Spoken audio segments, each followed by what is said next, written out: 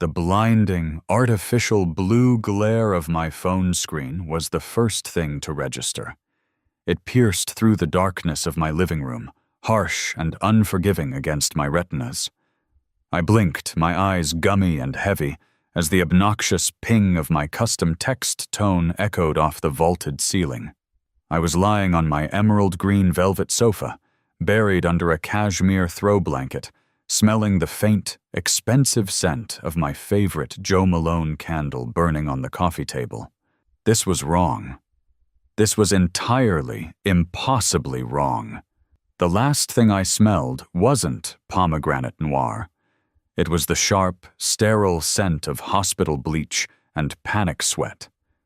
The last thing I felt wasn't plush velvet. It was the crushing, agonizing weight of an anvil sitting directly on my chest, radiating down my left arm as the heart monitor beside my bed flatlined into a continuous, deafening screech. I sat up so fast the room spun. I gasped for air, clutching at my sternum with trembling fingers. I dug my nails into my chest, expecting to find the sticky residue of EKG pads and the sharp, piercing pain of a stress-induced myocardial infarction. Nothing. Just the soft cotton of my oversized, faded college t-shirt. My heart was thudding against my ribs, sure, but it was the steady, rhythmic drumming of a healthy 32-year-old woman, not the erratic, failing flutters of a woman dying of sheer, unadulterated exhaustion. I stared at my hands. No IV lines. No bruising. My skin was flushed and warm. What the hell? My phone buzzed again, vibrating aggressively against the glass of the coffee table. I reached for it with hands that belonged to a ghost, half expecting my fingers to pass right through the metal casing. They didn't. The device was cold, solid, and undeniably real. I picked it up and stared at the lock screen. March 4th, 10:42 p.m. March 4th, exactly 2 years ago. I stared at those glowing white numbers until they burned into my vision. Rebirth. Time travel. A localized glitch in the simulation. Call it whatever you want, but the universe had apparently looked at my pathetic, miserable, prematurely truncated life, laughed its cosmic ass off, and hit the reset button. You expect a lot of things if you ever entertain the idea of life after death. A choir of judgmental angels? Sure. A terrifying tribunal reviewing your worst moments? Absolutely. A warm, glowing tunnel of light? Classic. You absolutely do not expect to wake up on your couch on a random Tuesday, staring at the exact, precise text message that triggered the complete and total demolition of your first life. I unlocked the phone. The text was from Mark, my fiancé. The man who, in another timeline, stood by my hospital bed checking his Rolex while my organs shut down from the stress of paying off his debts. The message read, "Babe, Chloe really wants the June 12th date at the Grand Solarium. Her astrologer said it's her only lucky day this year. We can just push ours to November, right? Be a good sister." I stopped breathing. The silence in the apartment was suddenly deafening. I read it again. And again. Her astrologer said it's her only lucky day this year. I let out a sound that was half gasp, half sob, covering my mouth as a wave of pure, visceral nausea washed over me. The memory of the first time I read this text slammed into me with the force of a freight train. Last time? Oh, last time I lost my absolute mind. I had shattered. I had cried until my eyes were swollen shut. I had thrown this very phone against the wall, cracking the screen. I had called Mark, screaming so loud my throat bled, demanding to know how he could possibly ask me to surrender the most exclusive, impossible-to-book venue in the state to my spoiled, parasitic stepsister. I had fought. God, how I had fought. I dragged him to couples therapy. I sat through excruciating family dinners where my spineless father and my maliciously perfectly coiffed stepmother gaslit me into oblivion. "It's just a party, sweetheart," my dad had said, refusing to meet my eyes. "Chloe is just so fragile right now," my stepmother had purred, pouring another glass of my expensive wine. "You're the strong one. You can handle a little delay. Be the bigger person." The bigger person. What a phenomenal scam that phrase is. Being the bigger person is just a socially acceptable way of letting sociopaths use you as a doormat while you thank them for the privilege of dirtying your shirt. In my first life, I caved. I took the high road. I let Chloe take the date, and I let Mark convince me that our love was bigger than a venue. We got married in November, in a damp, drafty, converted barn that smelled faintly of wet hay and horse manure. It rained. My dress was ruined. Mark got drunk and hit on the bartender. And then, the next 6 years were a slow-motion car crash. I watched Mark drain my hard-earned savings and the last of my trust fund to invest in Chloe's endless doomed startups. An artisanal dog water company, a cryptocurrency based on positive vibes, a luxury yoga retreat that turned out to be an actual cult. Every time, Mark signed on the dotted line, and every time, I paid the price. Literally. The stress of the ensuing bankruptcy, the endless legal battles, and the profound, soul-crushing betrayal had quite literally stopped my heart. But I wasn't dead anymore. I was alive.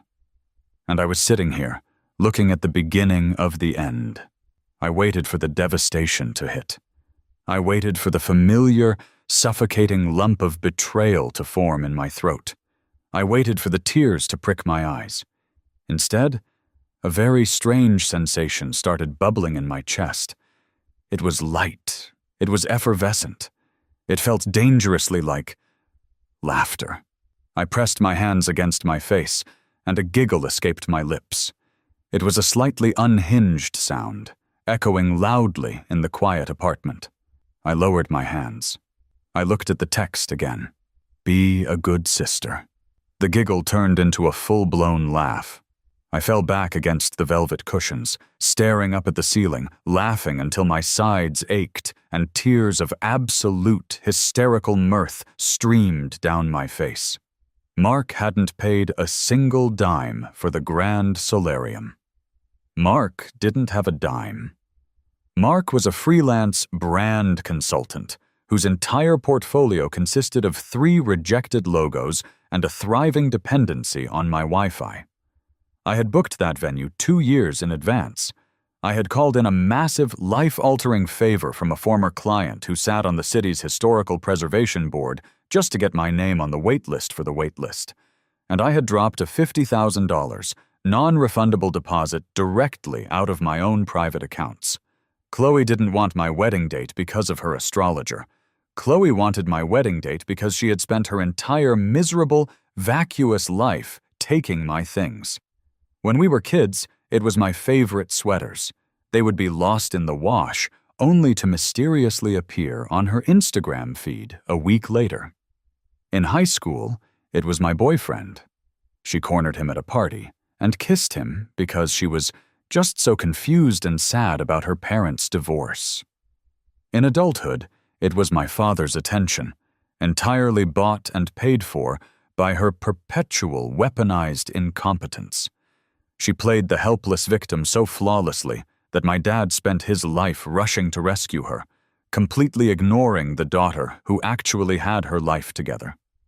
She saw I had something shiny, something exclusive, something she couldn't easily buy, and her immediate instinct was to snatch it. And Mark, the ultimate weak link, was handing it to her on a silver platter because he liked the way she stroked his ego when I was too busy working to pay his rent. They thought I was weak. They thought I was a pushover. They thought the $50,000 deposit I had already put down covered the entire cost of the venue, and that they were just swooping in to steal a fully paid luxury experience. My laughter slowly subsided, leaving behind a cold, crystalline clarity that felt sharper than a scalpel. In my past life, I had fought so hard to keep that date that I blinded myself to the actual mechanics of the venue's contract. But dying gives you a lot of perspective. It strips away the emotional noise and leaves you with raw, unfiltered data. And standing in the wreckage of my first timeline, I remembered the fine print of the Grand Solarium's contract with photographic precision. It wasn't just a rental agreement. It was a masterpiece of ruthless, predatory corporate law designed to protect the historical estate from flaky rich people. Yes, the initial $50,000 deposit was strictly non-refundable. But that was just the appetizer. The main course? The contract explicitly, boldly stated that whoever was the named party on the final execution date of the event was legally responsible for the $150,000 food and beverage minimum, plus a mandatory $40,000 historical preservation and elite staffing fee. And the most beautiful, glorious, glittering clause of all? The transfer of liability addendum. If the contract was formally transferred to another party, the financial liability transferred with it, in full. The original signee was immediately and permanently absolved of all financial obligations, and the new signee assumed the entire crushing weight of the $190,000 final balance. And when was that final balance due? Exactly 48 hours before the doors opened. If the card on file bounced, if the wire transfer didn't clear, they didn't just cancel your wedding. They locked the wrought iron gates, kept the original deposit, sent the remaining balance straight to a notoriously vicious collections agency they kept on retainer, and publicly blacklisted you from every luxury vendor in the tri-state area. I wiped a stray tear of pure joy from the corner of my eye. Chloe wanted my wedding date? She wanted to steal my dream? She wanted to play the blushing bride at my expense? I sat up straight, cross-legged on the couch, the velvet soft beneath my knees. I cracked my knuckles. The adrenaline in my veins was singing, a high, triumphant frequency. I didn't need to fight.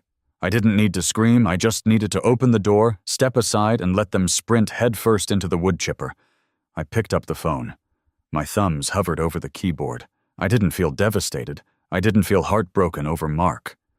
Looking at his name on the screen just made me feel mildly embarrassed that I had ever let a man with the emotional depth of a puddle dictate my life. I typed, my fingers flying with a lightness I hadn't felt in a literal lifetime. You know what, Mark? You're so right. I paused, biting my lip to keep from laughing again. I needed to sound perfectly, sickeningly sweet. I needed to sound like the compliant, beaten-down doormat they expected. Family comes first.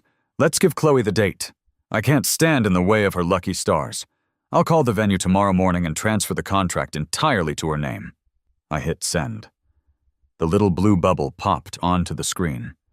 3 gray dots bubbled up almost instantly on his end. He was probably having a stroke from the shock. I could picture him sitting in his messy home office, jaw on the floor, amazed by his own manipulative prowess. Wait, really? You're the absolute best, babe. She's going to be so happy. This is why I love you so much. I stared at his reply. This is why I love you. Because I give you what you want. Because I sacrifice myself so you don't have to experience mild discomfort. Not anymore, buddy, I whispered to the empty room. I tossed the phone onto the coffee table, stood up, and stretched my arms over my head, feeling the satisfying pop of my spine.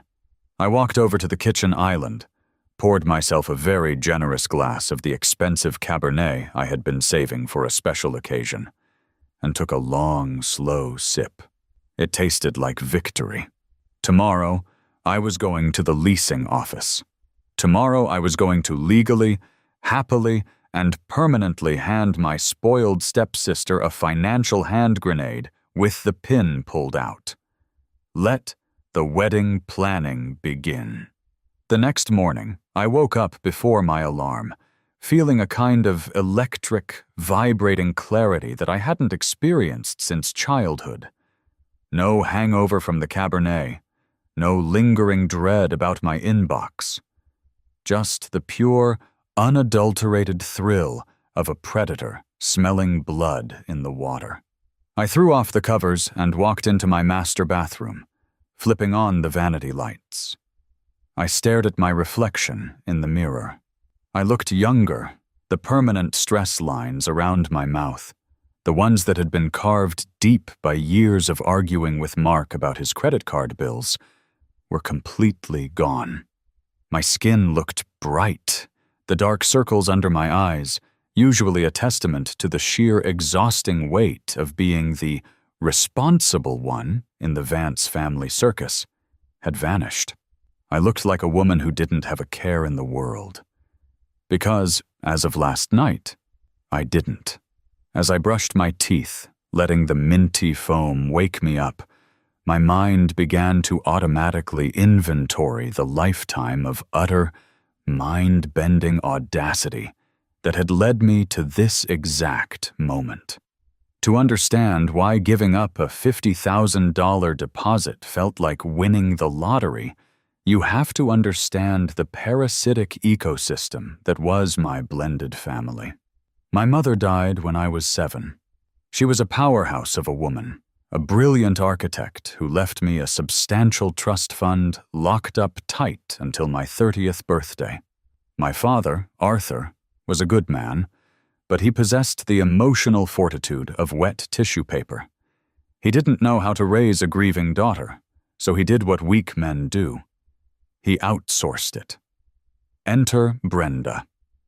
Brenda married my father when I was 10. She came equipped with a perfectly shellacked blonde bob, a closet full of pastel twin sets, and an 8-year-old daughter named Chloe. Chloe was a cherubic little nightmare with big blue eyes, blonde ringlets, and the predatory instincts of a velociraptor. From the moment they moved our things around to make room for them in our house, the golden rule of the Vance household was established. Chloe is sensitive. Chloe needs extra love.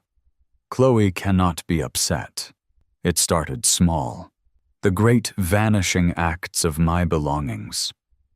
I would save my allowance for months to buy a specific, limited edition eyeshadow palette. 3 days later, it would be gone from my bathroom drawer. When I found it smashed and smeared across Chloe's vanity, Brenda would swoop in, radiating toxic positivity and cheap perfume. "Oh, sweetie," Brenda would coo, physically placing herself between me and my ruined property. "Chloe was just playing dress-up. You know she looks up to you so much. She just wants to be exactly like her big sister. Don't make a fuss over a little makeup. We'll buy you another one." They never bought me another one. Then came the clothes. By the time I was in high school, I had taken a part-time job at a boutique just to afford nice things, desperately trying to curate a life that felt uniquely mine. I saved up for a beautiful, ridiculously soft gray cashmere oversized sweater. I wore it once. The next week, it vanished. When I asked about it, Chloe widened her blue eyes and swore she hadn't seen it. 2 days later, I was scrolling through Instagram, and there it was. Chloe, posing at a coffee shop, drowning in my gray cashmere, with the caption, "Thrift store finds are the best. #vintage, #lucky girl." I marched downstairs, phone in hand, and shoved it in my father's face. I demanded justice. I demanded my sweater back. My dad just sighed, rubbing the bridge of his nose, looking at me with those sad, exhausted eyes. "Please, just let her have it," he had muttered, not even looking up from his newspaper. "Brenda says Chloe is going through a really tough time with her body image right now. That sweater makes her feel safe. You have a job, you can get something else. Just be the bigger person. Keep the peace. Keep the peace." The family motto. Translated, it meant, set yourself on fire to keep Chloe warm. The thievery escalated from material goods to my actual life milestones. I spent 6 months meticulously researching, building, and programming a rudimentary AI-driven robotics project for the state science fair my junior year. I didn't sleep. I practically lived in the garage, smelling like soldering iron and burnt plastic. I was aiming for a scholarship. A week before the fair, Chloe, who was failing biology, casually mentioned to Brenda that she had nothing for her science class final project. Panic ensued. Brenda wept. My father paced. And then, the inevitable knock on my door. I was forced, literally guilt-tripped to the point of a panic attack by my father, to put Chloe's name on my robotics project as a co-creator. She stood next to me at the fair, wearing a lip gloss that smelled like bubblegum, batting her eyelashes at the judges, and taking 50% of the credit for a machine she didn't even know how to turn on. We won first place. The photo in the local paper featured Chloe holding the trophy, while I was half-cropped out of the frame. She just needed a win, Brenda had whispered to me at the celebratory dinner, squeezing my shoulder with talon-like acrylic nails. You're so smart. You'll have plenty of wins. But this means the world to her. And then, of course, there was the boyfriend. His name was Ethan. We dated for 2 years in high school. He was sweet, played lacrosse, and bought me sunflowers. The week before senior prom, my father and Brenda went out of town for a marriage retreat. I was at my part-time job. Chloe hosted a party at our house. I came home early because I had a migraine, only to walk into the guest bedroom and find Chloe and Ethan violently making out on the floral bedspread. I didn't scream. I just stood there, the sunflowers he had given me that morning slipping from my fingers. Ethan had the decency to look horrified. Chloe? Chloe just pulled her shirt up, looked me dead in the eye, and burst into theatrical, heaving sobs. By the time my parents got home, Chloe had spun a masterclass of a narrative. She had been drinking. She was so sad about not having a prom date. Ethan had just been comforting her. It was a mistake. She was the victim of her own tragic, uncontrollable emotions. My father's reaction? She made a mistake. She's just a confused kid. You're strong, you'll bounce back. Don't let a boy ruin your relationship with your sister. It was never about me. It was never about what I lost, what was taken from me, or how much it hurt. It was only ever about managing Chloe's feelings, so Brenda wouldn't make my father's life a living hell. I learned very early on that if I wanted anything in this world, I had to hide it, protect it, and build a fortress around it. Which brings us to Mark. I met Mark in my mid-20s. I had moved out the second I turned 18, clawed my way through a grueling business degree, and landed a high-paying job as an operations manager for a major tech firm. I was fiercely independent, rigidly organized, and completely exhausted by my own armor. Mark slipped past my defenses because he was, at first glance, the anti-Vance. He was loud, aggressively supportive, and seemed to worship the ground I walked on. He was a brand consultant, which I later learned was code for unemployed guy who tweets a lot. But at the time, his creative energy felt like a breath of fresh air compared to my corporate spreadsheets. I fell for it. I fell for the charming dinners he cooked, using my groceries. I fell for the grand romantic gestures, paid for with my credit card. I fell for the illusion of a partnership. But the mask didn't slip all at once. It eroded slowly, grain by grain, and the catalyst for that erosion was, predictably, my family. The first time I brought Mark home for Thanksgiving, Brenda zeroed in on him like a heat-seeking missile. She immediately realized that Mark's greatest weakness was his desperate pathological need to be liked by everyone in the room. He was a people-pleaser of the highest, most toxic order. And Chloe smelled blood. By the end of that first dinner, Chloe was laughing at all his jokes, touching his arm and pouring his wine. And Mark was eating it up. Over the next few years, Mark transitioned from my boyfriend to the Vance family mascot. Whenever Chloe had a crisis, which was approximately every Tuesday, Mark was the first one she called. "He gives such good advice," Chloe would say, batting her eyelashes at me while Mark puffed out his chest like a proud pigeon. "He's like the brother she never had," Brenda would chime in, effectively neutering my relationship and reframing it as a public utility for her daughter's emotional regulation. I fought it. I set boundaries. I explained to Mark how manipulative Chloe was, how she had spent her life taking what was mine. And Mark, sweet, pathetic Mark, would just shake his head and give me that condescending, pitying look. "You're just holding on to childhood resentment, babe," he would say, stroking my hair. "She looks up to you. She looks up to us. We're the stable ones. You have to be more forgiving. You have so much, and she's just trying to find her way. She's just trying to find her way." Right into my wallet. When Mark proposed, with a ring I later found out he bought using a loan he took out in my name, which he forgot to mention, Chloe went completely nuclear. She couldn't handle the attention shifting to me. Within 3 weeks of my engagement, Chloe abruptly announced her own. The groom? Bryce. A guy she had known for exactly 2 months.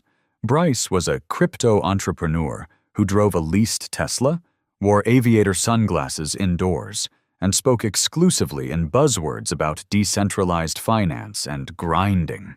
He was, objectively, an idiot. But he was an idiot willing to marry Chloe, which meant she had an excuse to commandeer the spotlight. And commandeer she did. I had been planning my wedding for months. I didn't want a circus. I wanted elegance. I wanted exclusivity. I wanted one single day in my entire life that belonged solely to me. That was why I went after the Grand Solarium. The solarium was an architectural masterpiece, a sprawling glass-domed botanical conservatory built in the 1920s, set on 50 acres of manicured private gardens just outside the city. It was the kind of venue where royalty, A-list celebrities, and tech billionaires got married. They only hosted 12 weddings a year. The wait list was practically a myth, but I am very, very good at my job. Through a complex web of corporate networking, I discovered that the head of the city's historical preservation board, a notoriously prickly man named Arthur Sterling, was struggling with a massive operational bottleneck in his department. I offered my consulting services pro bono. I spent 3 months streamlining his entire department's workflow, saving the city hundreds of thousands of dollars. When he asked how he could repay me, I didn't ask for money. I asked for a June date at the Grand Solarium. He made the call. The venue manager, the terrifyingly chic Vivian, squeezed me in. I signed the contract, wired the $50,000 non-refundable deposit from my private trust account, the one Mark didn't have access to, and locked in June 12th. When I announced the venue at Sunday dinner, the silence in the dining room was deafening. My father looked shocked. Mark looked vaguely confused, mostly because he didn't understand how I had managed to pull it off without asking his permission. But Chloe and Brenda? Their faces were a study in synchronized, barely contained fury. Chloe's knuckles turned white around her wine glass. She knew what the Grand Solarium was. She followed all the influencers who posted about it. She knew it was the ultimate status symbol, and she knew she couldn't afford a single potted fern in that building, let alone a wedding. The campaign to steal it began the very next morning. It started with subtle, passive-aggressive jabs. Brenda calling to say that a June wedding was so cliché, and wouldn't I prefer a cozy winter wonderland? Then came the guilt trips. My father calling me at work, his voice heavy with manufactured exhaustion, telling me that Bryce's crypto investments had taken a slight dip, and Chloe was devastated because they couldn't afford the luxury hotel ballroom they wanted. "She's crying every day," my dad had pleaded. "You know how she gets. She just wants a beautiful day." Then, Chloe started showing up at my apartment unannounced, crying on Mark's shoulder, talking about how her astrologer had read her chart and explicitly stated that June 12th was the only day the planets were aligned for a successful marriage. If she married on any other day, she was doomed to divorce. And Mark? Mark completely drank the Kool-Aid. He started working on me, pushing, prodding, nagging. "It's just a building, babe," he would say, following me around the kitchen. "Think about how much good karma we'd get. We can get married anywhere. Our love is the venue. Let's just give her the date. It would mean so much to your dad. It would prove you're not the selfish, competitive sister Brenda always says you are." Selfish. I paid for our apartment. I paid for his car insurance. I paid for his groceries while he sat on his ass consulting on Twitter. I had paid the 50 grand for the venue. And I was the selfish one. In my past life, that word had broken me. I was so desperate to prove I was good, so desperate to be the anti-Chloe, that I had snapped. I had yelled, I had cried, and eventually utterly beaten down by the combined weight of my family's emotional terrorism and my fiancé's betrayal. I had surrendered. I gave them the date. I lost the 50 grand. I watched Chloe plaster her smug, triumphant face all over social media, standing in the glass dome of my venue, marrying her crypto scammer husband, while I stood in the background of the photos, a hollowed-out shell of a human being. I walked out of my bathroom, shaking the memory out of my head like a dog shaking off cold water. I walked into my massive walk-in closet, paid for by me, organized by me, and started pulling clothes off the hangers. I didn't feel hollowed out today. I felt dense. I felt heavy with power. I selected a pristine, tailored bone-white blazer, a silk emerald green camisole that matched my eyes, high-waisted, wide-leg black trousers that made me look 6 feet tall, and a pair of stiletto pumps that clicked against the hardwood floor like the ticking of a bomb.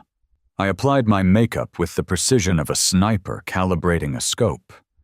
Red lipstick, sharp eyeliner. I looked like a woman who was about to casually destroy a small nation. I picked up the manila folder I had prepped months ago, the one containing the physical copies of the venue contract, the transfer addendum forms, and the fine print that Chloe was too stupid to read and Mark was too lazy to investigate. They wanted June 12th.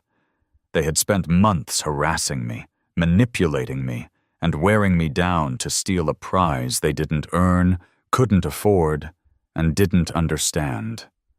They thought they had finally broken me. They thought Mark's text last night was the killing blow, the final push that would make the selfish, competitive sister yield the crown to the golden child. I checked my watch. 8:30 a.m.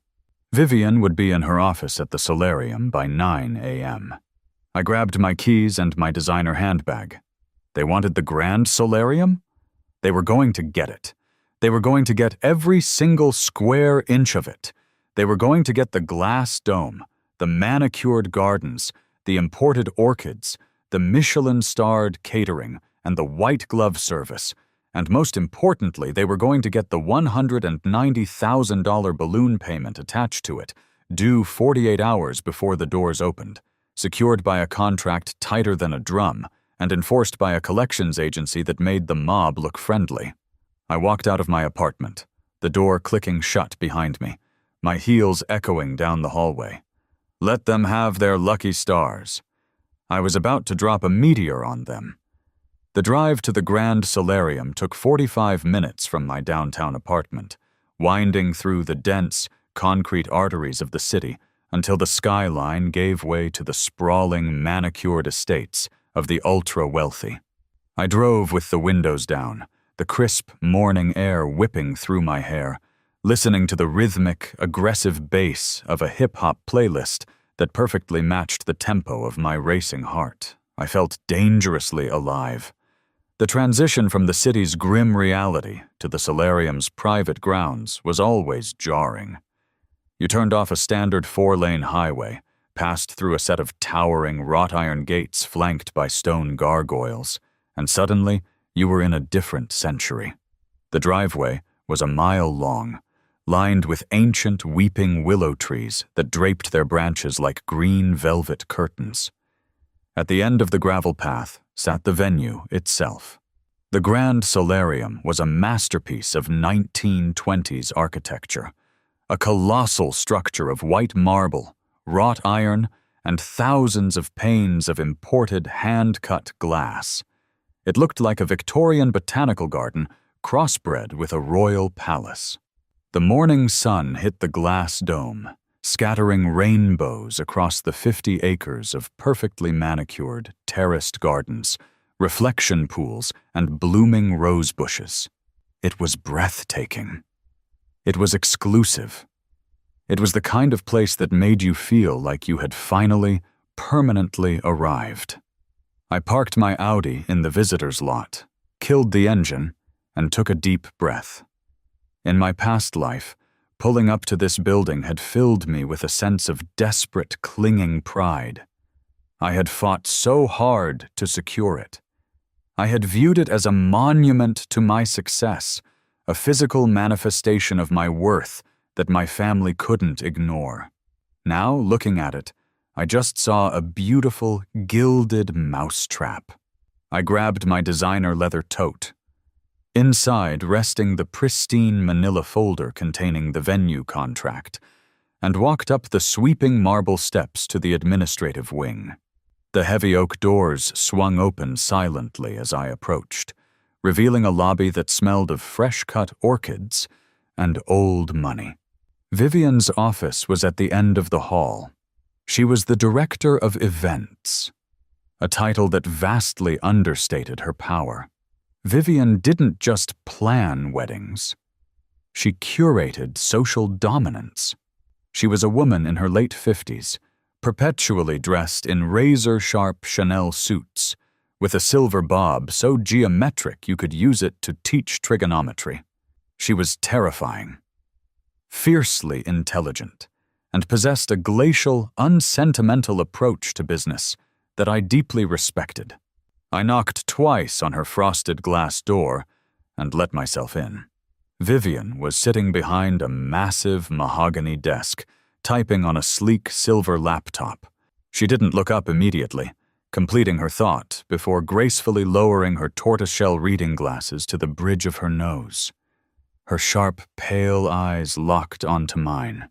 "Miss Vance," she said, her voice a smooth, cool tenor, "you do not have an appointment. As I recall, our next scheduled meeting to finalize your floral arrangements isn't until the 3rd of next month." "Good morning, Vivian," I said, offering a bright, unbothered smile as I took a seat in one of the plush leather wingback chairs opposite her desk. I crossed my legs and placed my tote on the floor. "I apologize for the intrusion, but I'm afraid we won't be needing that floral consultation. I'm not here to plan my wedding. I'm here to transfer my contract." Vivian's hands went completely still on her keyboard. The silence in the office was absolute, save for the faint ticking of a grandfather clock in the corner. For a woman whose career was built on managing the hysterical whims of the elite, she rarely showed surprise.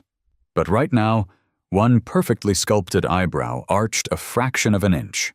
"Transfer," she repeated, the word tasting strange in her mouth. "The Grand Solarium does not do transfers, Miss Vance. We have a wait list that currently extends into the next decade. If you are canceling your June 12th date, the date goes to the next party on the list. Your $50,000 deposit, as stipulated in Section 4, Paragraph 2 of your agreement, is entirely non-refundable." "I'm not canceling," I clarified, leaning forward slightly, keeping my voice low and conspiratorial. "And I have no intention of asking for a single cent of my deposit back. The $50,000 is yours to keep, Vivian.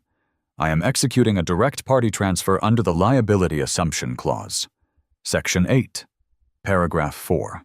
The original signee may, with written consent of the venue director, transfer the entirety of the event, including the date, the secured vendors, and all ensuing financial liabilities to a secondary party, provided the secondary party signs the assumption of liability addendum in the presence of a notary or venue official. Vivian stared at me. The fact that I had quoted the contract from memory clearly amused her. She slowly pushed her laptop aside and folded her hands on the desk. "You are referring to the legacy transfer clause," she noted. "It was originally drafted for old money families who occasionally needed to swap the bride and groom due to sudden changes in dynastic alliances. It is rarely utilized in the modern era." "I have a sudden change in my dynastic alliance," I said smoothly. "And who, pray tell, is the lucky recipient of this $50,000 gift?" "My stepsister, Chloe Vance," I said, pulling the manila folder from my bag and sliding it across the polished mahogany. She's always dreamed of a June wedding, Vivian. Her astrologer said it's her only lucky day this year. I just couldn't bear to stand in the way of her happiness. I'm stepping aside." Vivian opened the folder. She looked at the copy of the contract, and then she looked at me. Her sharp eyes scanned my face, searching for the micro-expressions of grief, jealousy, or coercion. She found nothing but cold, serene amusement. Vivian was not a stupid woman. She had been dealing with wealthy, toxic families for 30 years. She knew a bloodbath when she saw one being drawn. "Miss Vance," Vivian said slowly, tapping a manicured fingernail against the contract. "Let us be unequivocally clear. If I authorize this transfer, you are completely absolved of this event. You lose the date, you lose the initial deposit, but more importantly, the secondary party, your stepsister, assumes the total burden of the remaining balance. The $150,000 food and beverage minimum, plus the $40,000 historical preservation and staffing fee," I recited perfectly. "Bringing the final balloon payment, due exactly 48 hours before the doors open, to $190,000. "Correct," Vivian said, her eyes narrowing. "Does your stepsister understand the financial magnitude of what she is assuming?" "Oh, she's ecstatic," I lied, with the practiced ease of a sociopath. My fiancé, Mark, explained everything to her. "They're fully prepared to take over the account. I just need the official addendum papers for her to sign. I'll bring them back to you by the end of the day, executed and finalized." Vivian studied me for a long, quiet moment. A very slow, very small smirk touched the corner of her crimson lips. She understood perfectly. She didn't care about family drama, but she deeply appreciated a flawlessly executed legal maneuver. "I will print the assumption of liability addendum," Vivian said, turning back to her computer. "I require her legal name, current address, and a new credit card to place on file for incidentals and the final balance autodraft. Once she signs, your card will be permanently wiped from our system." "Perfect," I breathed. 10 minutes later, I walked out of the grand solarium with 3 pages of heavy stock legal paper that represented the total financial annihilation of my enemies. I got back into my Audi and picked up my phone. It was time to set the stage. I dialed Mark's number. He answered on the second ring, his voice dripping with that sickening, performative gentleness he used when he thought he was managing my emotions. "Hey, babe," he said softly. "How are you feeling? Did you sleep okay? I know my text last night was a lot to process. I just want you to know I love you, and I'm so proud of you for being open-minded about this." I had to physically bite the inside of my cheek to keep from dry heaving. "Mark," I said, injecting my voice with a breathless, tearful sort of revelation. "I've been thinking about it all morning. And you know what? You were right. You were absolutely right." "I was?" He sounded shocked, probably because I had never yielded this quickly in the history of our relationship. "Yes," I insisted, forcing a slight tremor into my voice. "It's just a building, Mark. Our love is the venue. Why should we start our marriage with bad karma and family resentment? Chloe needs a win. Dad is so stressed. I want to be the bigger person. I want to give it to her. I heard a sharp intake of breath on the other end of the line. Babe, are you serious? You'd really do that for her? I would, I said bravely. In fact, I want to do it today. Let's make it a celebration. Can you get Chloe, Brenda, and my dad to meet us for lunch at Le Petit Cheval at 1 o'clock? Tell them I have a huge surprise. I want to hand over the date officially. You are an angel, Mark breathed, sounding genuinely awestruck. You are literally a saint. I'll call them right now. I love you so much, babe. Love you too, I chirped, and hung up.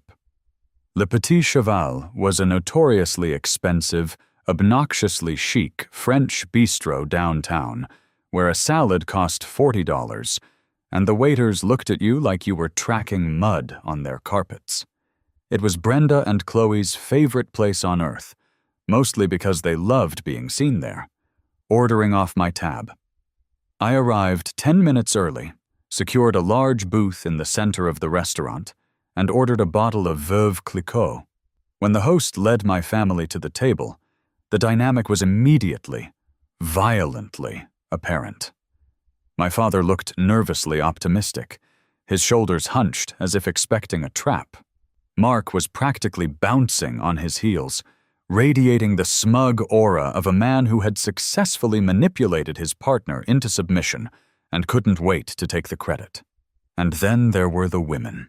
Brenda walked in wearing a pristine white pantsuit, her blonde bob practically vibrating with suppressed triumph. Chloe trailed behind her, wearing a baby blue slip dress that she had, ironically, stolen from my closet 3 years ago. Chloe was trying to look subdued and victimized, but the greedy, glittering light in her eyes gave her away. They smelled blood. They thought I was surrendering. Well, don't we look festive? Brenda noted, eyeing the champagne bucket as she slid into the booth next to my father. What's the occasion, sweetie? Mark said you had an epiphany. I did, I said, pouring the champagne myself. I handed a glass to each of them. I picked up my own and raised it. I had a long, hard look in the mirror last night. I realized that holding on to June 12th was just my ego talking. It was selfish. Chloe, you're getting married to Bryce. It's a beautiful thing. And if your astrologer says June 12th is the only day for your happily ever after, who am I to stand in the way of the stars? Chloe's jaw actually dropped. For a second, her carefully constructed mask of victimhood slipped, revealing sheer, unadulterated shock. She looked at Brenda, who was staring at me like I had suddenly sprouted a second head. Are you serious? Chloe stammered, her hands fluttering to her chest. You're giving me the solarium? But what about your deposit? You paid $50,000. Here it comes. The pivot. The masterstroke of the illusion. Consider it my wedding gift to you, I said, offering a magnanimous, watery smile. The deposit is locked in. The date is secured. The venue is fully booked under our account. All I have to do is transfer the name on the master file from me to you. You'll just take over the account as it stands. I watched the math formulate behind Chloe's blue eyes. She didn't know how luxury venues worked. She thought a wedding venue was like renting an Airbnb. You pay a big fee up front, you get the keys, you show up.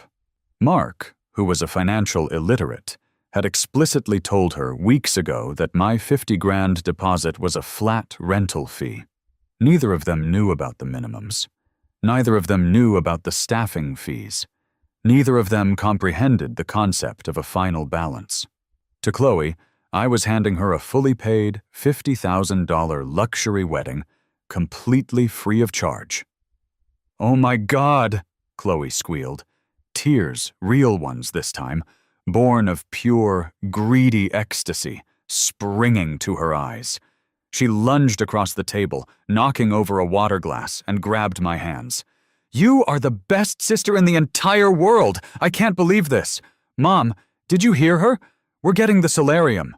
Brenda leaned back in the booth, a slow, triumphant, incredibly venomous smile spreading across her face. She looked at me. And in that look, I saw a lifetime of quiet warfare. She thought she had finally won. She thought she had broken the last piece of my mother's legacy, the stubborn, independent daughter, and turned me into a compliant servant for her own child. "That is very generous of you," Brenda purred, sipping her champagne. "Very mature. I always knew you'd eventually learn how to be a team player, sweetie. It's all about family." "It really is," I agreed softly. "I told you," Mark beamed, throwing his arm around my shoulders and pulling me into his side. "She's amazing. I talked her through it last night and she just realized what was really important." My father let out a long, shuddering sigh of relief, rubbing his face with both hands.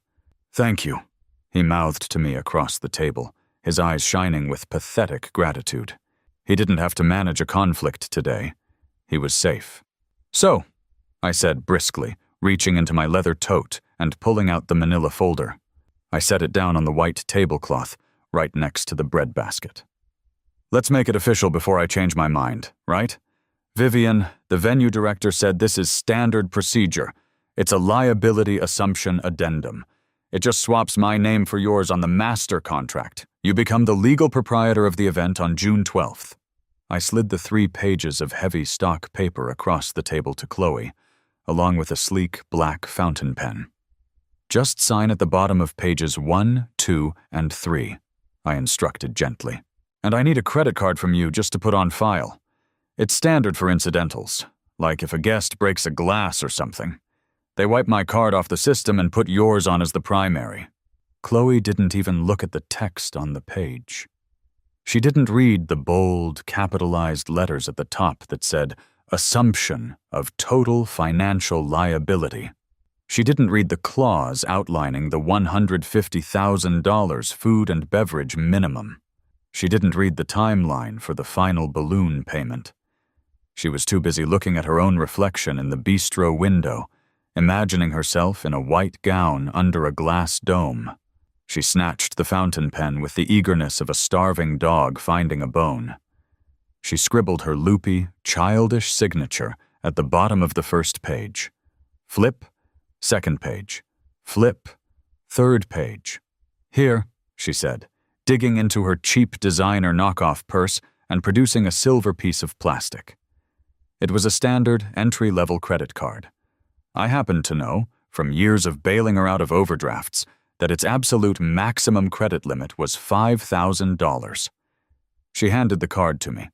I took it, holding it between my index and middle finger like a magic trick.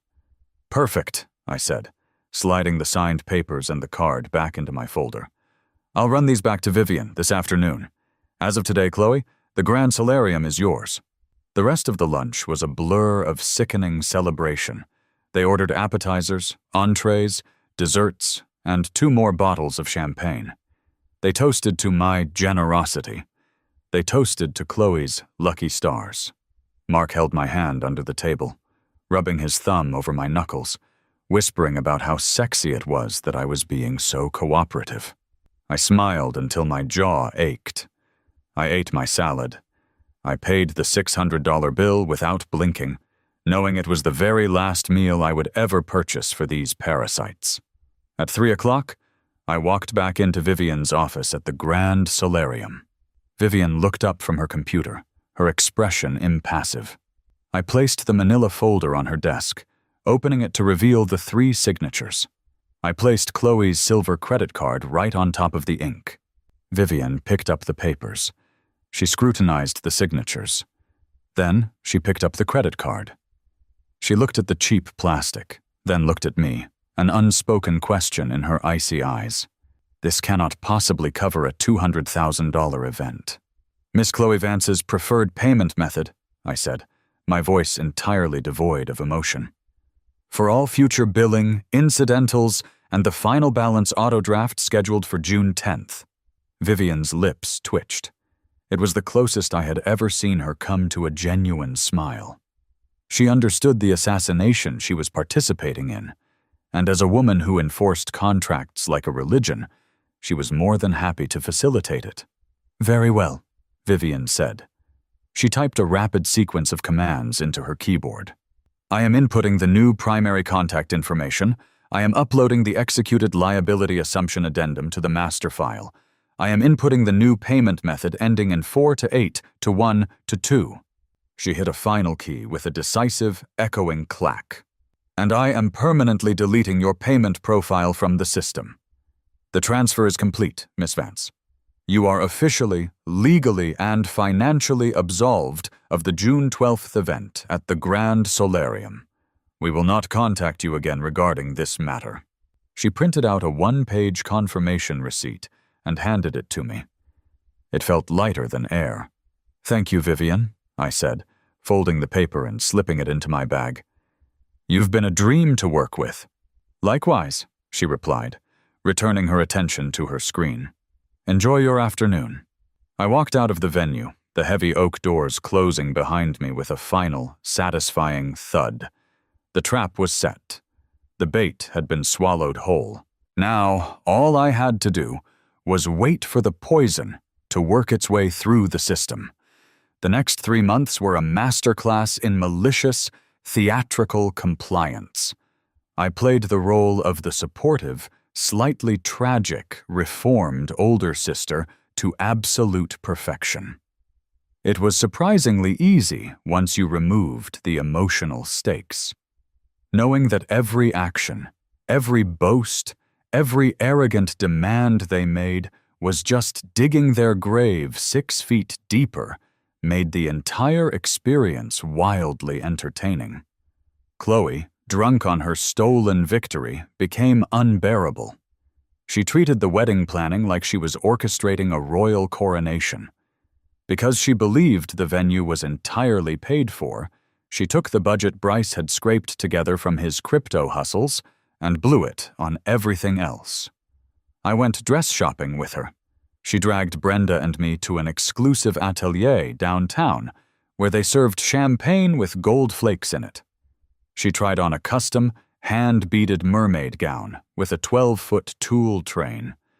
It looked like an explosion in a lace factory. It cost $15,000. Oh, it's perfect, Brenda wept, dabbing her eyes with a tissue. You look like a princess, Chloe. Get it.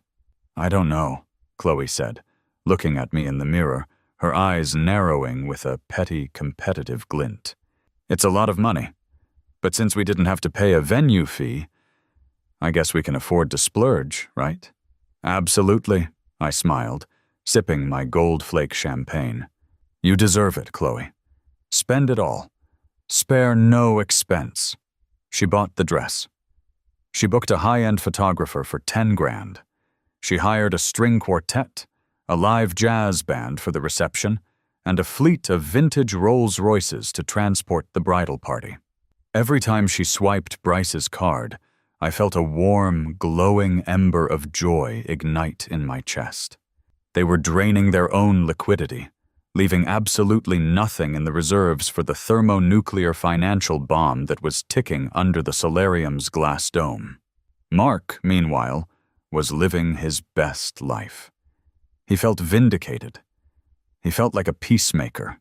With the wedding stress off our plates, because we had supposedly postponed our own indefinitely, he stopped pretending to look for work and dedicated his days to playing golf with Bryce and hanging around Chloe's apartment, offering creative direction for her wedding favors.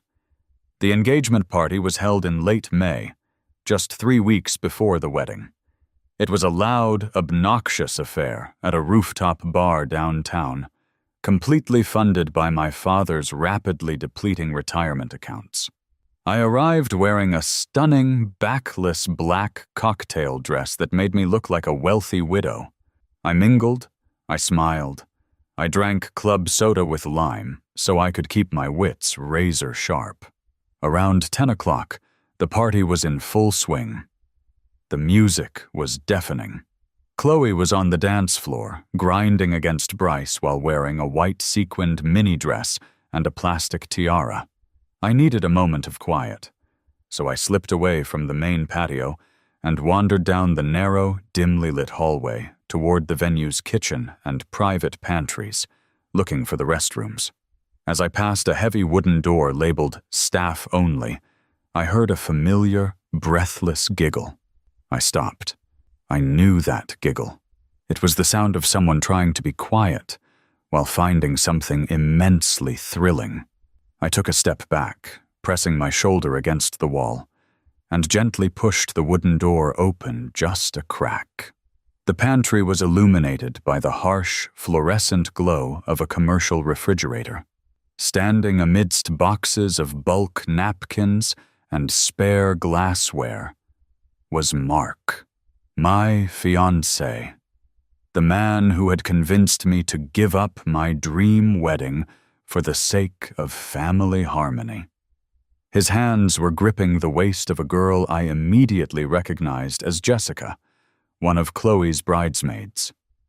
She was 22, worked as an influencer, and had the intellectual depth of a teaspoon. Jessica's arms were wrapped around Mark's neck, and they were aggressively, messily making out against a stack of cardboard boxes. A normal woman, a woman living her first life, would have kicked the door open. She would have screamed.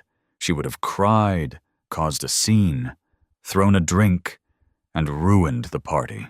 The reborn version of me just felt a profound, chilling sense of validation. I didn't make a sound. I reached into my clutch, pulled out my phone, and switched the camera to night mode. I silenced the flash. I held the lens up to the crack in the door. I tapped the screen to focus on Mark's face, perfectly illuminated by the refrigerator light as he pulled back to kiss Jessica's neck. I took 5 burst shots in rapid succession. High resolution. Undeniable proof. I quietly let the door close, slipping my phone back into my clutch. I didn't confront him. Leverage is a delicate instrument. You don't use a sledgehammer when a scalpel will do. I needed Mark to remain utterly complacent, completely convinced of his own security, right up until the moment the world collapsed on top of him. When Mark finally emerged from the hallway 15 minutes later, wiping his mouth and looking flushed, I was standing by the bar, calmly sipping my club soda. "Hey, babe," he said, wrapping his arm around my waist, his breath smelling heavily of tequila and Jessica's strawberry lip gloss. "Where did you go?" "I was looking for you." "Just getting some air," I said, turning to look at him. I reached up and gently brushed a smudge of pink gloss off his collar. "You look like you're having fun." "Yeah, it's a great party," he smiled, oblivious to the fact that he was essentially a dead man walking. "Hey, Chloe wants to do a toast soon. We should get up near the front. We need to show a united front, you know? Family first." "Family first?" I echoed softly. The days ticked down. May turned into June. The weather warmed up, turning the city into a humid, buzzing hive of energy. Chloe's social media became a countdown of mounting hysteria. 10 days until I'm Mrs. Crypto. 7 days until the solarium is mine. I watched it all with the detached fascination of a scientist observing a particularly stupid insect walking toward a bug zapper. Behind the scenes, I was quietly securing my own borders. I moved the remainder of my liquid assets out of the joint checking account I reluctantly shared with Mark, leaving exactly $50 to cover a gas station run. I changed the passwords on my credit cards, my email, and my cloud storage. I packed up the few sentimental items my mother had left me and moved them into a secure, off-site storage unit. When Mark asked why I was doing so much spring cleaning, I just smiled and told him I was nesting, preparing our space for a fresh start after the wedding madness was over. He kissed my forehead and called me his perfect girl. June 8th, 4 days before the wedding. Chloe held a final details brunch at my father's house. It was a chaotic nightmare of seating charts, floral ribbon selections, and Brenda barking orders at the catering staff over the phone. "I just can't believe it's almost here," Chloe sighed, collapsing onto the living room sofa, surrounded by swatches of silk. She looked at me, a smug, satisfied expression on her face. I really want to thank you again for giving this up. I know it must be hard for you to watch me get everything I ever wanted. I paused, a coffee mug halfway to my mouth. I looked at her, truly looked at her arrogance, at her complete lack of empathy, at the fundamental ugliness beneath her pretty blonde exterior. It's not hard at all, Chloe, I said sincerely. Watching you walk into that venue is going to be the most satisfying experience of my entire life. She blinked, slightly confused by the intensity in my voice, but her ego quickly translated it into a compliment. Ah, that's sweet. Just make sure you wear the beige bridesmaid dress, okay? I don't want anyone standing out in the photos. I wouldn't dream of standing out, I promised. June 10th. Exactly 48 hours before the doors of the Grand Solarium were scheduled to open. The deadline for the final balloon payment. The trap was fully armed. The pin had been pulled. All that was left was the explosion. I woke up at 8 a.m., feeling completely rested. I put on a pair of comfortable leggings, a soft cashmere sweater, and my favorite sneakers. I didn't go to work. I had requested the week off, citing wedding duties. Instead, I drove downtown, parked my car in a secure garage, and walked 3 blocks to a small Parisian-style cafe that I had scouted weeks ago. It was called Le Matin. It sat directly across the street from the towering wrought iron gates of the Grand Solarium. It had an outdoor patio with unobstructed views of the venue's entrance. I took a corner table in the shade of a large green umbrella. I ordered a flat white, a flaky almond croissant, and a glass of sparkling water. I placed my phone face up on the small bistro table. I didn't put it on silent. I turned the volume all the way up. I checked the time. 9:55 a.m. Vivian's office opened at 9 a.m. Her automated billing system, designed to process the final auto drafts for upcoming events, initiated its sequences precisely at 10 a.m. I took a sip of my coffee. The espresso was rich and bitter. The morning sun was warming the pavement. The world was quiet. I stared at the screen of my phone. 9:58 a.m., 9:59 a.m., 10 a.m. Somewhere inside that sprawling marble and glass masterpiece across the street, a computer server pinged. It located the master file for the Vance Bryce event. It recognized the 48-hour deadline. It generated an invoice for $190,000, and it attempted to charge the primary payment method on file, a basic entry-level credit card with a $5,000 limit. 10:01 a.m. The screen of my phone stayed black. 10:02 a.m. The screen lit up with the blinding intensity of a supernova. Incoming call. Mark. I smiled, picked up my croissant, and let it ring. The phone vibrated violently against the iron mesh of the bistro table, rattling my saucer. Incoming call. Mark. I took a slow, deliberate bite of my almond croissant. The pastry was warm, buttery, and flaked perfectly across my tongue. I chewed, swallowed, and washed it down with a sip of sparkling water. I didn't reach for the phone.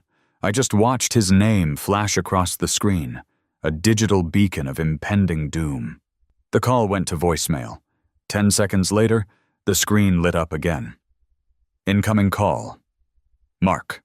I let it ring. I leaned back in my chair, adjusting my sunglasses against the bright morning glare. Across the street, the towering wrought iron gates of the Grand Solarium stood open, the driveway completely empty. It was a beautiful, clear day. The kind of day designed for a perfect June wedding. The phone stopped ringing. A moment later, a rapid succession of text messages began to machine gun onto my lock screen. Mark. Babe, call me.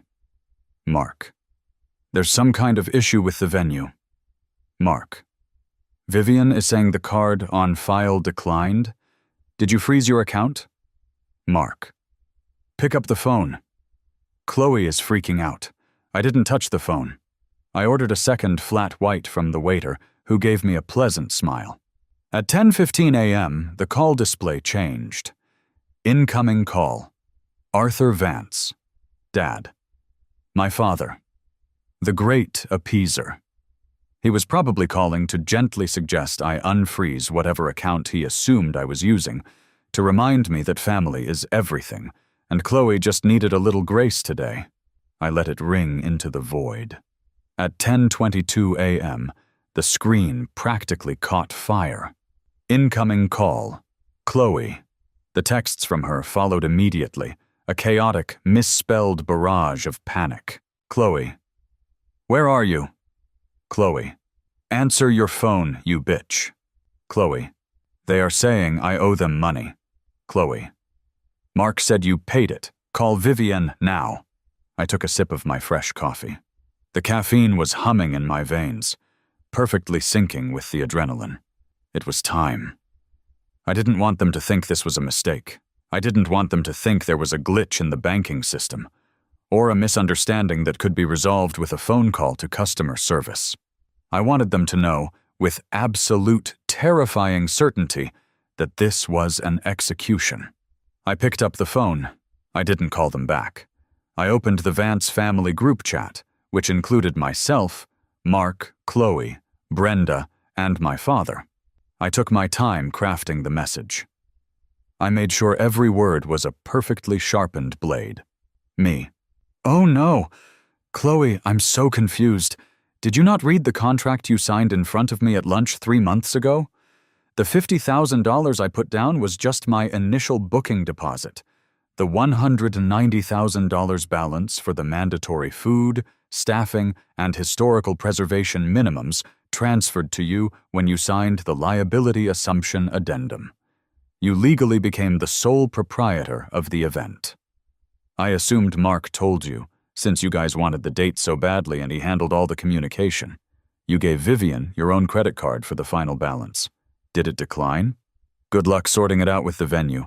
I know they have a very strict 48-hour cancellation policy. I'm out of town at a spa retreat today and have 0 reception. XOXO.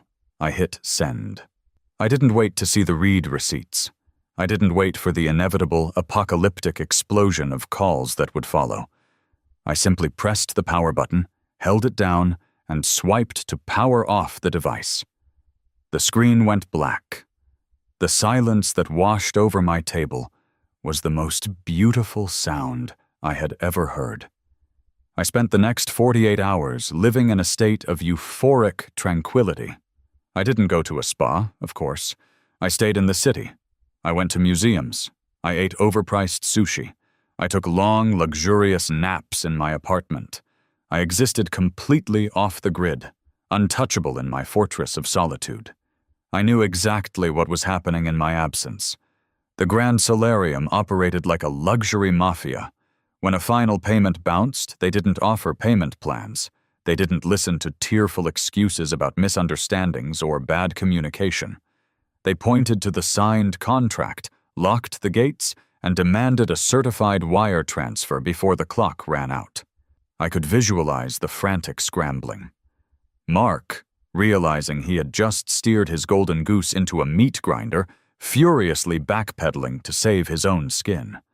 Chloe, sobbing hysterically in her $15,000 gown, demanding that Bryce liquidate his imaginary crypto assets to save her big day.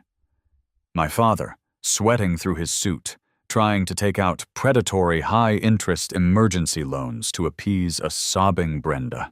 They were drowning, and I had taken away the life rafts. June 12th arrived, the day of the wedding. I woke up, did a 20-minute yoga flow, and took a long, hot shower. I dressed with meticulous care.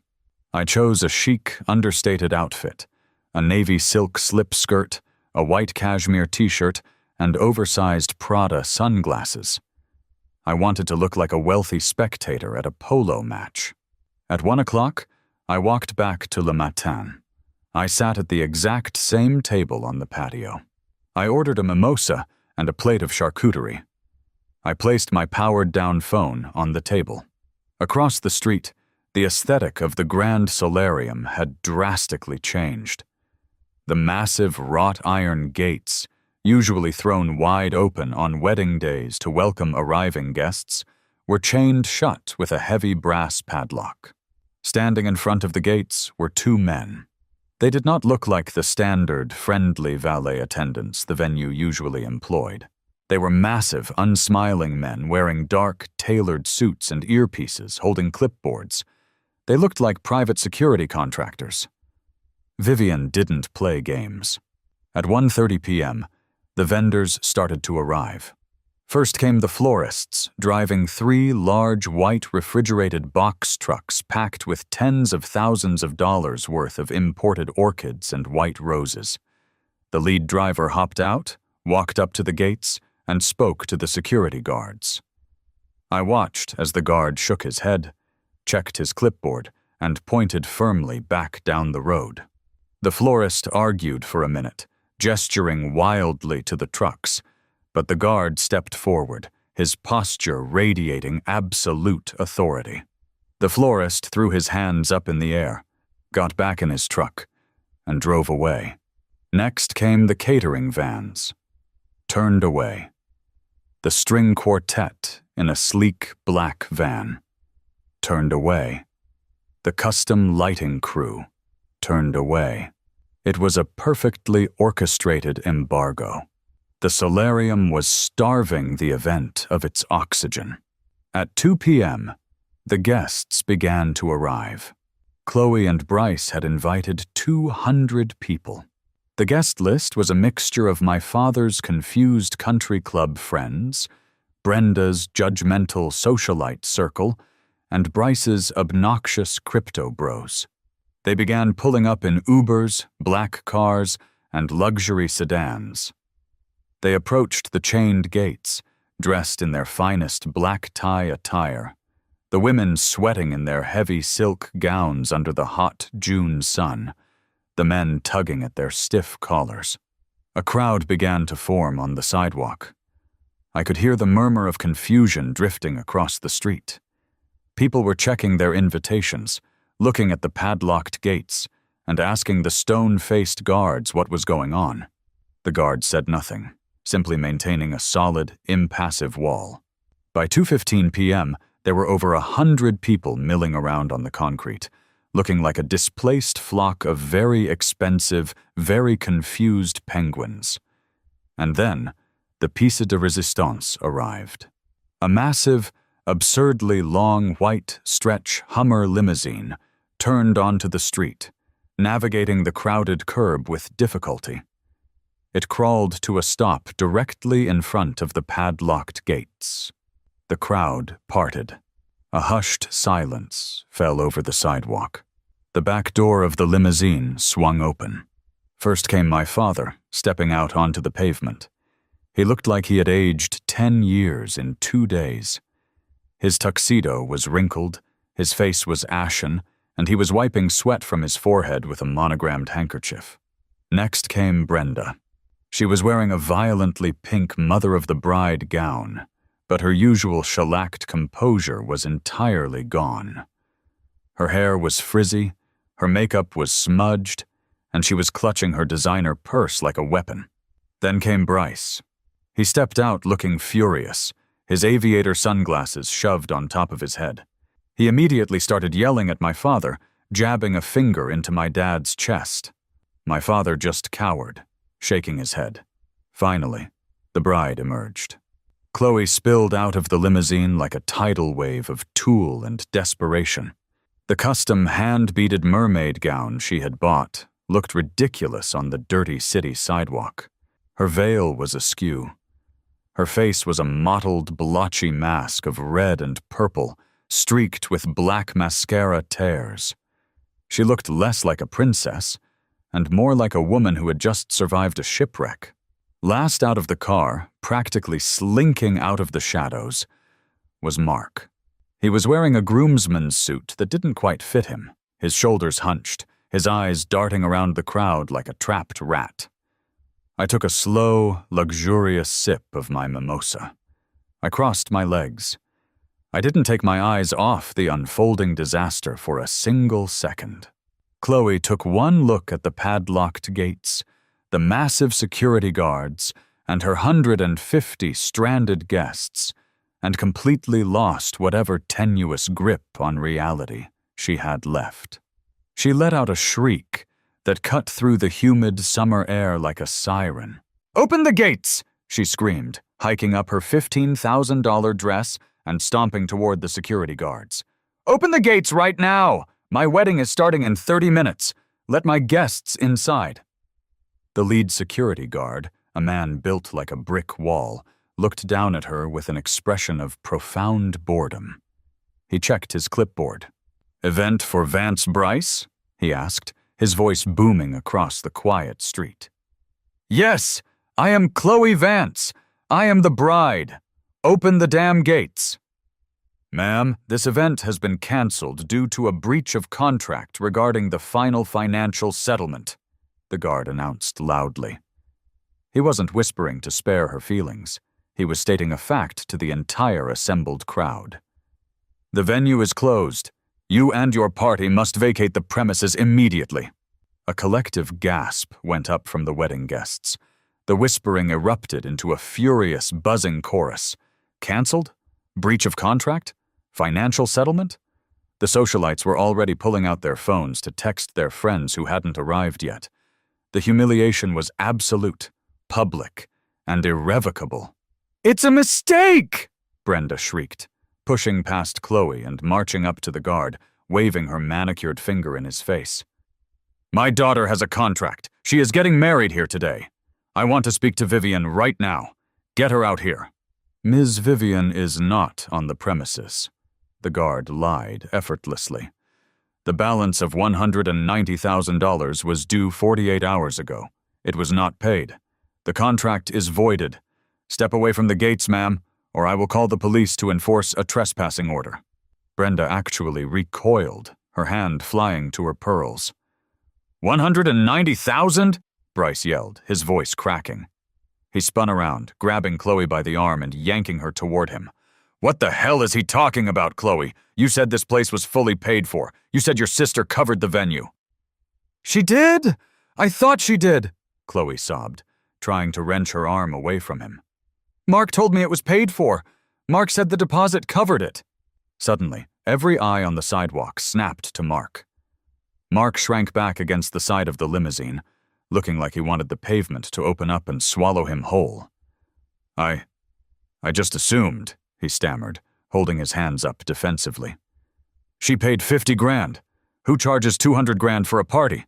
I didn't read the contract. Chloe signed it." "You signed it without reading it?" Bryce roared, his face turning an alarming shade of purple. He dropped Chloe's arm in disgust. "You signed a contract for $200,000? Are you out of your mind? I'm not paying for this. I don't have that kind of liquidity."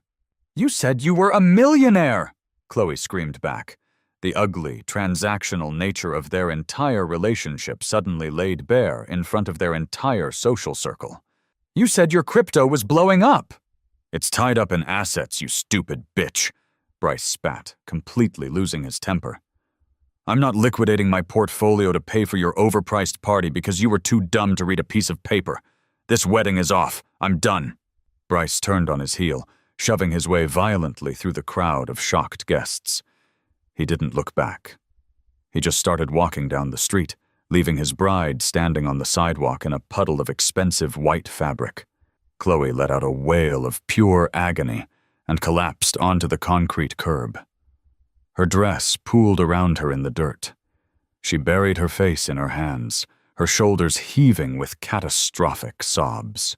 Brenda rushed to her side, trying to pull her up, completely ignoring the fact that 50 cell phones were currently pointed directly at them, recording the entire meltdown for Instagram and TikTok. My father just stood there, staring blankly at the locked gates, his jaw slack, a broken, empty shell of a man who had finally realized that enabling a monster only ends in being eaten by one. I sat across the street, untouched by the noise, untouched by the heat, untouched by the chaos. I felt a profound, golden warmth spreading through my chest. It was the feeling of a tumor being successfully excised from my body. Then, through the milling crowd of horrified guests, Mark's frantic eyes scanned the street. He was looking for an escape route. He was looking for a way out of the blast radius. And as he scanned the other side of the road, his eyes locked onto mine. I was sitting in the shade of the green umbrella, sipping my mimosa, wearing my Prada sunglasses, looking directly at him. I saw the exact moment his brain short-circuited. He saw the calmness of my posture. He saw the untouched charcuterie board. He saw the powered-down phone on the table. And he suddenly, terrifyingly, understood. This wasn't a mistake. This wasn't a misunderstanding. This was an assassination, and I was the sniper. Mark broke away from the limousine. He shoved past a group of elderly women, crossed the busy street, dodging a taxi that honked aggressively at him, and practically sprinted up to the patio of Le Matin. He stopped on the other side of the wrought iron patio fence, gripping the black metal bars with white-knuckled hands. He was sweating profusely, his chest heaving, his eyes wild and bloodshot. "You," he gasped, staring at me like I was a demon that had just crawled out of hell. "You did this!" I didn't flinch. I didn't raise my voice. I took a piece of prosciutto, folded it delicately, and placed it in my mouth. "Hello, Mark," I said evenly. "Nice suit. A little tight in the shoulders, but it works." "You set us up," he hissed, his voice trembling with a mixture of rage and profound terror. "You knew about the balance. You knew Chloe didn't have the money. You transferred the contract knowing it would ruin them." "I transferred a legally binding contract to a willing adult who signed it of her own free will," I corrected him smoothly. "I simply gave you exactly what you asked for. You told me to be the bigger person, Mark. You told me to give her the venue. I did." "You're a psychopath," he breathed, gripping the iron bars tighter. "Bryce just walked out on her. Her family is publicly humiliated. The venue is threatening to send a $200,000 debt to a collections agency. You destroyed her life." "Chloe destroyed her own life," I replied, taking off my sunglasses and looking him dead in the eye. The coldness in my voice finally made him take a step back. "She spent her entire existence stealing from me because she was too lazy and too incompetent to build anything of her own. She wanted my venue? She got it. She just didn't realize that when you steal from the big leagues, you pay big league prices." "I'm going to tell them," Mark threatened, his voice rising, drawing the attention of the cafe waiter. "I'm going to tell your dad. I'm going to tell everyone that you planned this. You're sick." "Tell them whatever you want, Mark," I smiled. I reached into my designer bag, pulled out my phone, and held down the power button.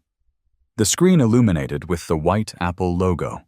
"But before you run back across the street to play the hero," I continued softly, "you should probably check your phone. I scheduled a little delivery for you." Mark blinked, confused. He patted his pockets, pulling out his own phone. He looked at the screen. I had scheduled a text message to send to him at exactly 2:30 p.m. I watched his eyes scan the screen. I watched the blood completely drain from his face, leaving him a chalky, sickly white. His mouth opened, but no sound came out. He was looking at the burst-shot photos I had taken in the pantry at Chloe's engagement party. The high-resolution, undeniable images of him aggressively making out with Jessica, the 22-year-old bridesmaid. "I have copies, of course," I said pleasantly, taking another sip of my mimosa. "And I have Jessica's phone number, and her boyfriend's phone number, and Bryce's phone number, though I suppose he's not really in the picture anymore. And most importantly, I have a massive group chat with all 200 of those guests standing across the street." Mark looked up from his phone, his eyes wide with absolute primal panic. The arrogant, manipulative man I had wasted years of my life on was gone, replaced by a terrified little boy who had just realized he was standing on a landmine. "Please," he whispered, his voice cracking. "Please don't send this. Please, I'm sorry, I was drunk. It meant nothing. I love you." "You don't love me, Mark," I said, my voice completely devoid of emotion. You love what I provided for you. You loved the apartment, the meals, the status. You loved using me as a shield so you never had to grow up. But the ATM is closed. I'll do anything, he begged, tears actually forming in the corners of his eyes. I'll fix this. I'll talk to Vivian. I'll get your money back. Just please, don't ruin my life. Your life is already ruined, I pointed out gently. You don't have a job. You don't have an apartment. I terminated the lease this morning and moved my things into a new penthouse. You don't have a fiancé. And if you don't turn around and walk away from me right now, you won't have a reputation either. He stared at me, his chest heaving, his mouth working silently. He looked at the photos on his phone, then looked at the absolute chaos unfolding across the street. Chloe screaming on the ground, Brenda fighting with a security guard, the guests filming the spectacle. He had no safe harbor. He had burned every bridge to keep himself warm, and now he was surrounded by ash. Go, I commanded, my voice snapping like a whip. Walk away. Block my number. Never speak to me, look at me, or think about me again. If I ever see your face in my city, I will nuke your life from orbit. Do you understand me? He nodded, a jerky, terrified motion. He took a step back from the fence. He didn't look at the venue. He didn't look at my family. He just turned and started walking rapidly down the street, away from the solarium, away from the mess he helped create, disappearing into the crowded city blocks. Good riddance. I turned my attention back across the street. The police had arrived. 2 cruisers, lights flashing silently in the midday sun, pulled up to the curb. The security guards had clearly called in a trespassing complaint. The officers stepped out and approached the hysterical mass of tulle on the sidewalk. I couldn't hear the exact words being exchanged, but I could read the body language. The officers were pointing down the street, ordering the crowd to disperse. Brenda was arguing, but one of the officers unclipped his radio, his posture hardening. The guests didn't need to be told twice. The humiliation was too dense. They began scattering, calling their drivers, hailing cabs, practically sprinting away from the radioactive fallout of the Vance wedding. Within 15 minutes, the sidewalk was nearly empty. Only the limousine remained, idling at the curb. My father and Brenda were physically hauling Chloe off the pavement. She was limp, her dress ruined, stained with city dirt and spilled makeup. They dragged her toward the open door of the limousine. She wasn't screaming anymore. She just looked entirely broken, staring blankly at the padlocked gates of the venue that had financially destroyed her. They shoved her into the back of the limo. Brenda got in after her, slamming the door shut. My father stood on the sidewalk for a moment, alone. He looked up at the towering glass dome of the grand solarium, the sun reflecting off its pristine surface. Then, slowly, painfully, he turned and looked across the street. He saw me sitting on the patio. I didn't wave. I didn't smile. I just raised my mimosa glass in a silent, mocking toast. He stared at me for a long time. I don't know what he saw. Maybe he finally saw the daughter he had neglected. Maybe he saw the monster his inaction had created. Or maybe he just saw a woman who had finally learned how to play the game better than the rest of them. He bowed his head, defeated, and got into the front seat of the limousine. The long white car pulled away from the curb, merging into traffic, and disappeared around the corner. I sat alone on the patio for another hour, finishing my charcuterie board, enjoying the absolute, pristine silence. The trap had snapped shut flawlessly.